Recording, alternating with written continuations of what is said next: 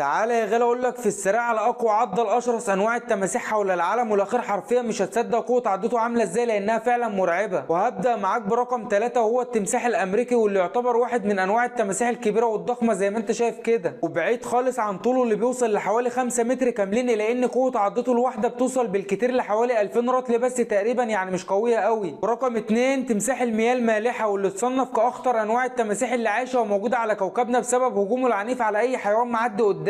وده بالتحديد اللي خلى العلماء يقدروا قوه عضته الواحده بحوالي 3700 رطل تقريبا، يعني صعب يا غالي على اي فريسه تقدر انها تهرب اصلا من فكه بسهوله. ورقم 1 والاخير التمساح الافريقي، واللي يعتبر صاحب اقوى عضه في مملكه الحيوان كلها، ده غير طبعا يا غالي مهارته العاليه وذكائه في الصيد، وده لان قوه عضته الواحده بتوصل بالكتير لحوالي 5000 رطل تقريبا. انت متخيل الشراسه اصلا؟ وطبعا يا صديقي لو وصلت لحد هنا من الفيديو خلينا افكرك بالصلاه على نبينا الكريم سيدنا محمد عليه افضل الصلاه والسلام. سلام.